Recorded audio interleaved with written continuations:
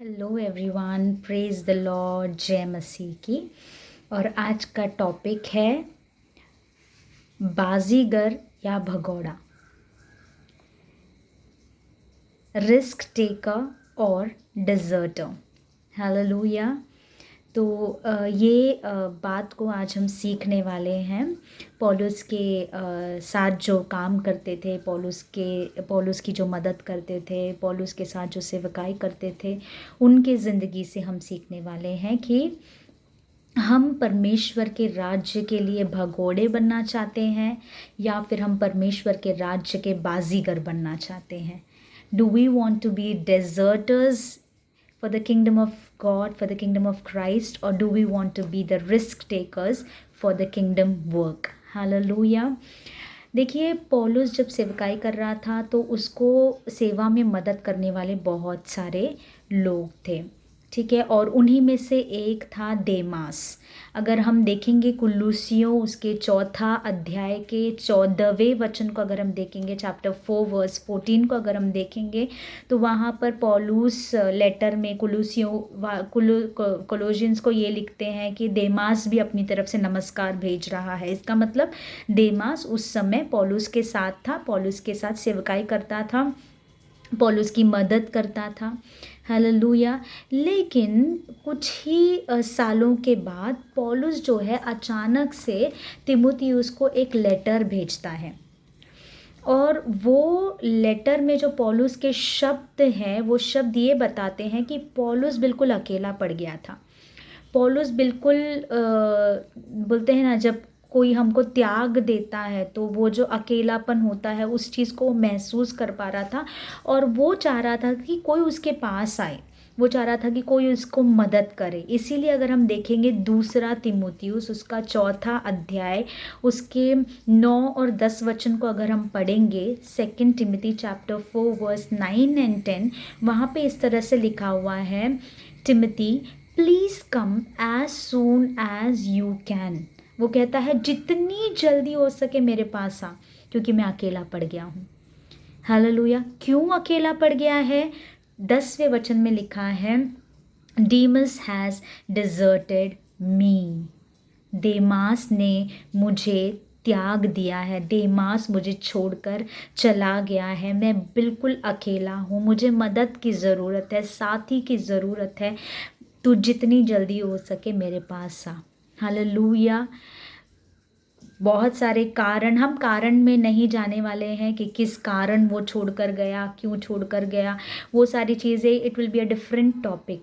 लेकिन जब हम परमेश्वर के राज्य में काम कर रहे हैं, और ये लोगों का काम ऐसा नहीं था कि वो बड़े बड़े स्टेज में खड़े रह के प्रचार कर रहे थे या फिर हीलिंग मीटिंग ले रहे थे या फिर प्रोफेसीज कर रहे थे, नहीं, ये सिर्फ पौलुस की मदद करते थे। पौलुस की ज़रूरतों को ला कर देना, उसके काम को करना, पौलुस के साथ रहकर पौलुस को वो लोग मदद करते थे। हालेलुया। लेकिन ऐसा एक समय आया जब देमास ने पौलुस को त्याग दिया, he deserted him and he left him alone. Hallelujah. तो एक इस प्रकार का इंसान है जो बीच रास्ते में या फिर आधे रास्ते में पौलुस का साथ छोड़कर चला गया। अब हम देखते हैं फिलिपियों उसका 2 अध्याय, और दूसरे अध्याय के 25वें वचन के अगर शीर्षक को हम देखेंगे तो वहाँ पे इस तरह से लिखा है, पॉल कमेंड्स इपफ्रुदितुस को पौलुस क्या कर रहा है? प्रेज कर रहा है। पौलुस जो है उसको, उसकी प्रशंसा कर रहा है, उसकी बढ़ाई कर रहा है। क्यों? अगर हम देखेंगे 29 और 30वां वचन, तो वहाँ पर इस तरह से लिखा गया है, पौलुस जो है फिलिपियों की कलीसिया को कहता है, welcome him with Christian love and with great joy and give him the honour that people like him deserve. यानी पौलुस इपफ्रुदितुस से इतना खुश था, इतना आनंदित था कि वो कलीसिया को कहता है कि जब वो तुम्हारे पास आए तो उसको प्यार देना, उसको बहुत ही जॉय यानी आनंद के साथ लेना, उसको जो भी ज़रूरत पड़े उसका आदर करना, और क्योंकि ऐसे लोग आदर के योग्य है, आनंद मनाने के योग्य है, प्रेम बांटने के योग्य है। क्यों? और उसका आंसर हमको मिलता है वचन 30 में, for he risked his life for the work of Christ and he was at the point of death while doing for me what you couldn't do from far away. Hallelujah. वचन ये पौलुस ये कहता है कि उसने अपने जान को जान की बाजी लगा दी, अपने जान को जोखिम में डाला परमेश्वर के कार्य के लिए, प्रभु यीशु मसीह के कार्य के लिए, प्रभु यीशु मसीह की सेवा के लिए। एक्चुअली वो प्रभु यीशु मसीह की सेवा कर रहा था या पौलुस की सेवा कर रहा था? सच देखा जाए तो वचन बताती है he was at the point of death while doing for me. वो पौलुस को कुछ सामानों को, कुछ ज़रूरतों को जो दूसरे चर्च के लोग भेज रहे हैं वो पौलुस तक पहुंचा रहा था। उसका खाना पीना पहनना, जो उसकी ज़रूरतें हैं जिसके बिना पौलुस नहीं रह सकता, वो सारी चीज़ों को, मटेरियल्स को सप्लाई करने का काम वो कर रहा था। और इस काम को करने में वो इतना बड़ा उसने रिस्क लिया कि उसका हेल्थ खराब हो गया और वो मरने पर था। हालेलुया।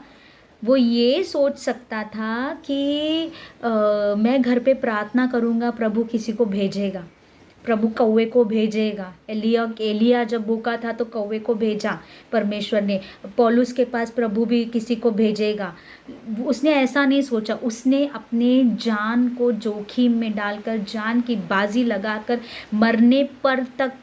मरने तक वो उसकी परिस्थिति हो गई, लेकिन वो पौलुस के पास जाता है और उसकी ज़रूरतों को वो पूरा करता है।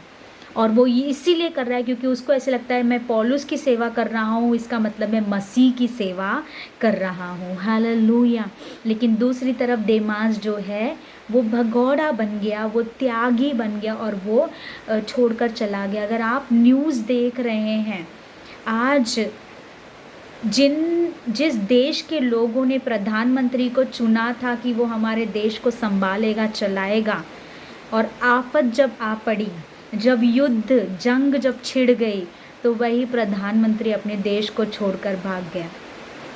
वो अपनी जान बचाने के लिए चला गया। God is not impressed by such people. ऐसे लोग परमेश्वर को कभी प्रसन्न नहीं कर सकते। परमेश्वर ऐसे लोगों से प्रसन्न होता है जो अपने प्राण की बाजी लगा दे, इपफ्रुदीतुस की तरह। Hallelujah, hallelujah. देखो, हम भी शायद हमारे पास भी मौका आए अलग अलग प्रकार से, किसी को मदद करने के तरीके से, या फिर किसी को फाइनेंशियली मदद करने के तरीके से। हालेलुया। ये बहुत ज़रूरी है, स्पेशली अभी ये जो कोविड का सीज़न चल रहा है, कोविड का समय चल रहा है, यहाँ पे लोग अपने ही लोगों को त्याग रहे हैं, अपने ही लोगों के नज़दीक जाने से डरते हैं, अपने ही लोगों को मदद करने से डरते हैं। लेकिन हम ऐसा ना करें। Hallelujah, hallelujah. अब हमारे यहाँ पे भी एक ऐसा ही, हमारे नेबर में किसी को कोविड हुआ, लेकिन उनको जब सामान की ज़रूरत पड़ती है तो वो हमको फ़ोन करते हैं, मेरे हस्बैंड जाकर लेकर आते हैं और उनके घर के दरवाजे तक रख के आते हैं। क्योंकि हमको क्या करना है? मदद करना है, रिस्क लेना सीखना है, ना कि डर कर दूर भागना है। क्योंकि ऐसे ही लोगों से ही परमेश्वर प्रसन्न होते हैं। यहाँ पर वचन इतनी अच्छी तरह से लिखा गया है कि ही risked his life for the work of Christ। और उसका वर्क जो है क्या था? सामान सप्लाई करना। उसने रिस्क इसीलिए नहीं उठाया क्योंकि स्टेज पर माइक मिलने वाला है, उसने रिस्क इसीलिए नहीं उठाया क्योंकि उसको वर्शिप लीड करने के लिए जाना है, नहीं, कोई बड़ा काम नहीं, कोई बड़े नाम अपना, मेरा नाम फेमस हो जाएगा, शोहरत मिलेगी, उसलिए नहीं। He had love for Paul, he had love for Jesus. और उसे पता था पौलुस वो इंसान है जो जान जोखिम में डालकर उसने हमको, हमारे तक सुसमाचार को लेकर आया है, हमारे ज़िंदगी को बचाया है। अब उसको हम क्या करेंगे? उसकी हम सेवा करेंगे। अगर हम उसकी सेवा कर रहे हैं तो हम मसीह की सेवा कर रहे हैं। हालेलुया। और इसीलिए आज का शीर्षक था कि हम कौन से लोगों में हैं।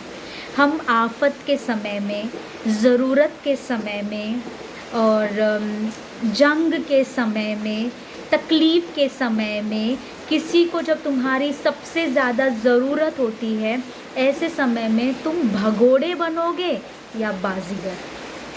आज हमको चुनना है। हालेलुया। बिकॉज़ मैं परमेश्वर के राज्य के लिए बाजीगर बनना चाहता हूँ।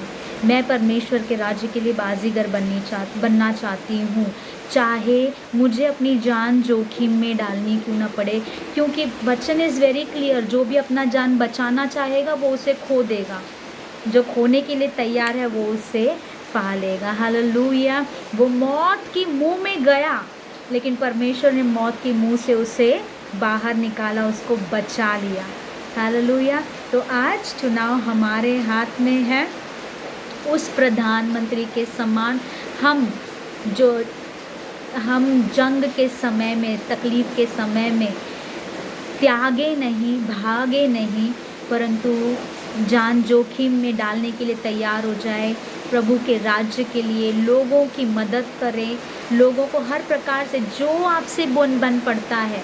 अगर आप जाकर कुछ कर सकते हैं तो जाकर कीजिए, आप कुछ भेज सकते हैं तो भेजिए, कुछ दे सकते हैं तो दीजिए, लेकिन जिस प्रकार से बन पड़ता है हम लोगों की मदद करें। आप अपने घर में आराम से है, खा रहे हैं, पी रहे हैं, क्या पता कितने लोग ऐसे हैं जो तकलीफ़ उठा रहे हैं, जिनके बच्चे पढ़ नहीं पा रहे हैं, जिनके घर में शायद वो लोग सही से भोजन भी नहीं खा पा रहे हैं।